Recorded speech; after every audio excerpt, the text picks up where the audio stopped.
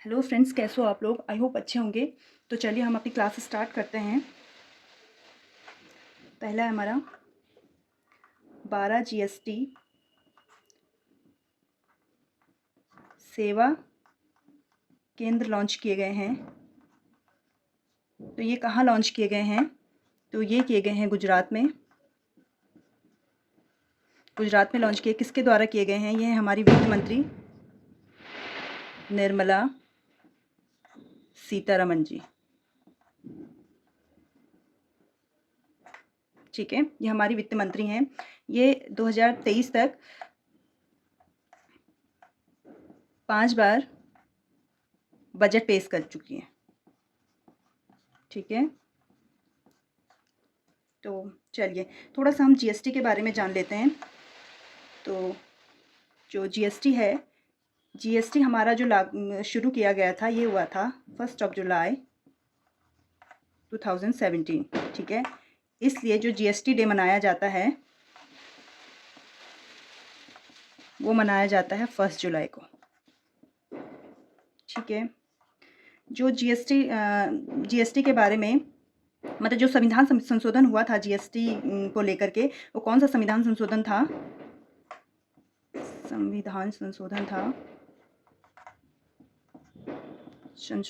तो वो था 101वां। ठीक है, 101वां संविधान संशोधन था। और वैसे देखा जाए कि कौन सा जो हमारे अधिनियम बन के आए थे, तो वो 122वां नंबर का था। ठीक है, लेकिन जब ये लागू हो गया तो ये 101वां नंबर है जो लागू हुआ है। ठीक है, और जो हमारा 100वां संविधान संशोधन है वो बांग्लादेश और भारत की सीमा को लेकर के है। ठीक है, ये आप लोगों को पता होगा। चलिए तो बात करते हैं कि जो जीएसटी परिषद है, जीएसटी की जो कर संरचना है, टैक्स के बारे में जो जानकारी दी गई है वो दी गई है 246 ए में। आर्टिकल 246 ए में दी गई है। ठीक है, जो ये ए बी ये सब होते हैं, ये कोई मूल संविधान में नहीं थे, ये सब बाद में जोड़े गए हैं, तो इसको ध्यान रखिएगा। फिर है जो जीएसटी परिषद है, उसके बारे में जो जानकारी देता है वो है, या जिस आर्टिकल में उसका व्याख्या की गई है, जीएसटी परिषद का उल्लेख किया गया है, वो है आर्टिकल 279 ए। ठीक है, ये जोड़ा गया था। तो कौन सी समिति थी जिसकी सिफारिश पर जीएसटी लाया गया था? तो समिति, ठीक है, जिसकी सिफारिश पर जीएसटी लाया गया था, तो वो थी आपकी विजय केलकर समिति।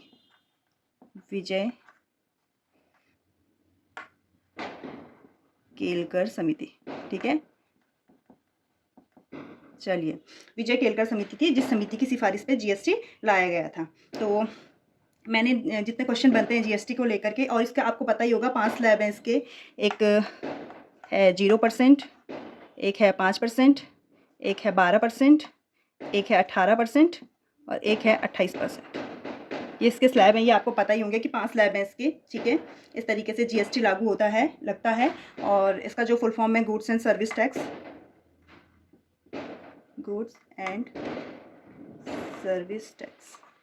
ठीक है, ये आप लोगों को पता ही होगा। तो चलिए आप लोग इसको नोट डाउन कीजिए, फिर हम इसे रेस करके आगे चलते हैं। थोड़ा सा यहाँ पे बता दूँ गुजरात के बारे में। यहाँ के सीएम हैं भूपेंद्र भाई पटेल। ठीक है, यहाँ के जो गवर्नर हैं वो हैं आचार्य देवव्रत। ठीक है, तो इसको नोट डाउन कर लीजिए आप, फिर मैं इसे इरेज कर रही हूँ। चलिए, स्क्रीनशॉट ले लिया होगा आपने, मैं इसे इरेज कर लेती हूँ।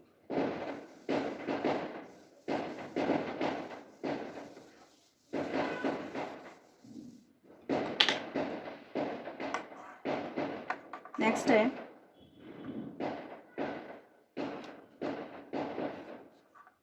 भारत के महासर्वेक्षक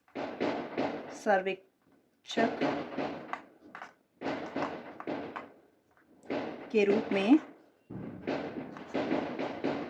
किसे नियुक्त किया गया है? ठीक है, तो ये कौन है जिन्हें नियुक्त किया गया है? ये हैं हितेश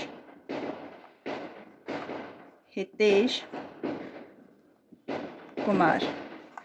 ठीक है, तो ये हैं हितेश कुमार जिनको महासर्वेक्षक के रूप में नियुक्त किया गया है।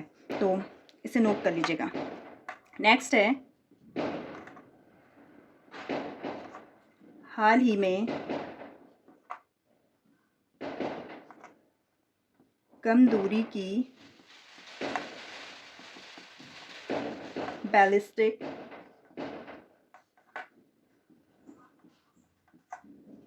मिसाइल का सफल परीक्षण हुआ है। ठीक है, सफल परीक्षण किया गया है। तो ये कौन सी मिसाइल है? वो है प्रलय मिसाइल। किसके द्वारा किया गया है? तो ये है DRDO के द्वारा। ठीक है, DRDO के द्वारा किया गया है। तो ये है एक बैलिस्टिक मिसाइल है। बैलिस्टिक मिसाइल से आप क्या समझते हैं? तो बैलिस्टिक मिसाइल का है जो बैलिस्टिक मिसाइल होती है वो जब लॉन्च की जाती हैं, ठीक है, तो वो क्या है, वो इस तरीके का मार्ग बनाती हैं, इसको अर्धवृत्त मार्ग बनाती हैं, या इसको प्रक्षेपी जैसे प्रोजेक्शन मोशन होता है, ये उसी तरीके का मार्ग बनाती हैं, रास्ता बनाती हैं। तो ये है, ये पृथ्वी के आंतरिक वायुमंडल में भी और बाहरी वायुमंडल में भी, ये पहले बाहरी वायुमंडल में जाती है और फिर दोबारा आंतरिक वायुमंडल में आती है। ठीक है, और ये कम दूरी के लिए ही बनाई जाती है जो बैलिस्टिक मिसाइल्स होती हैं। और तो आप इसे नोट कर लीजिएगा। जो प्रलय है ये एक तो बैलिस्टिक मिसाइल है। ठीक है, ये कितनी दूरी तय कर सकती है? ये 350 से 500 किलोमीटर तक की। ठीक है, और कितना वेट अपने साथ ले जा सकती है? ये ले जा सकती है 500 से 1000 किलोग्राम, किलोग्राम। ठीक है, इतना वेट ये ले जा सकती है प्रलय अपने साथ। और जो ये प्रलय है, ये है सतह पर वार करने वाली। ठीक है, इसी टाइप की क्या होती है, क्रूज मिसाइल्स होती हैं। ये रडार की उसमें बहुत जल्दी आ जाती है, इसलिए आ जाती हैं रडार के पकड़ में, क्योंकि ये क्या करती है, ये जब ऊपर जाती हैं फिर नीचे आती हैं, इतने में क्या होता है, ये रडार की पकड़ में आ जाती हैं। ठीक है, जो हमारी क्रूज मिसाइल होती है वो रडार की पकड़ में नहीं आती है, क्योंकि वो अपनी बिल्कुल सीधे रास्ते में चलती है, जो क्रूज मिसाइल्स होती हैं। ठीक है, जैसे हमारी ब्रह्मोस है वो एक क्रूज मिसाइल है, जो हमारी अग्नि है वो एक बैलिस्टिक मिसाइल है। ठीक है, जो हमारी नाग है वो एक बैलिस्टिक मिसाइल है। और जो नाग मिसाइल है उसको मुझे जैसे जैसे ध्यान आ रहा है मैं आपको बता रही हूँ। जो नाग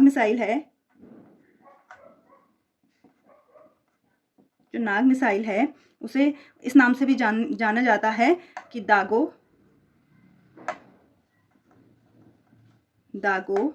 और भूल जाओ। ठीक है, इस नाम से भी इसको जाना जाता है, नाग मिसाइल को। ये कई बार ये क्वेश्चन पूछा गया, SSC में पूछा गया है, वनडे एग्जाम में, सब जगह पूछा जाता है। ये बहुत मतलब ज़्यादा से ज़्यादा चांसेस होते हैं कि ये क्वेश्चन पूछा जाता है, ये नाग मिसाइल का, कि किसे बोला जाता है दागो और भूल जाओ। तो वो होती है, अधिकतर लोग ब्रह्मोस में टिक करके आते हैं, लेकिन वो आपकी नाग मिसाइल है। ठीक है, ब्रह्मोस एक क्रूज मिसाइल है और जो बिल्कुल सीधे पाथ पे चलती है, जो रडार की पकड़ में ईजिली नहीं आती है। ठीक है, वो आपकी ब्रह्मोस मिसाइल है। तो चलिए आगे चलते हैं। बाकी DRDO का आपको पता ही है, बताया था मैंने पिछली क्लास में कि इसका 1 जनवरी 1958 में इसका गठन किया गया था, जब आपकी अमेरिकी स्पेस एजेंसी नासा का भी हुआ था। 17 जुलाई 1958। ठीक है, तो चलिए आगे चलते हैं। और केंद्रीय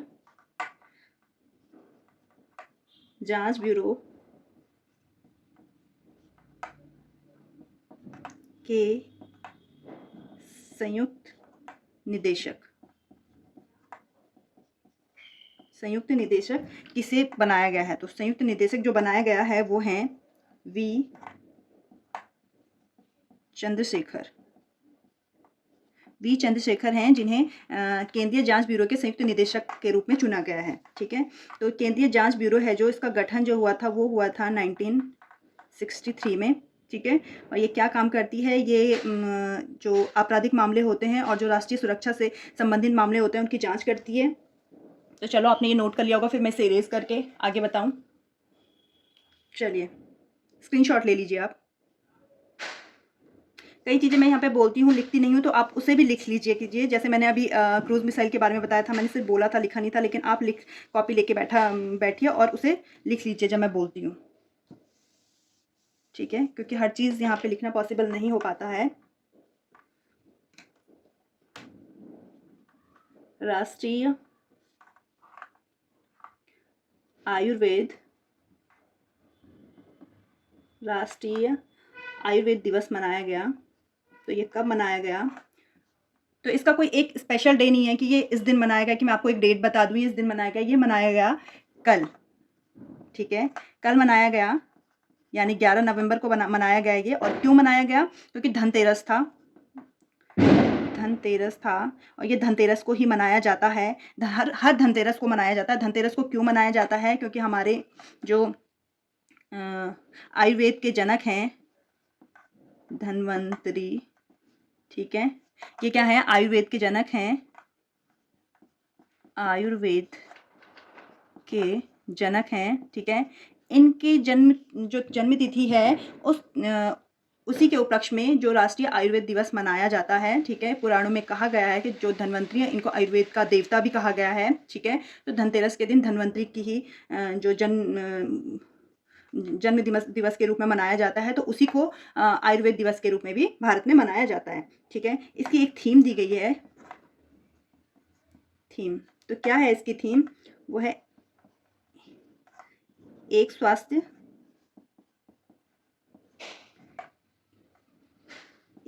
के लिए आयुर्वेद,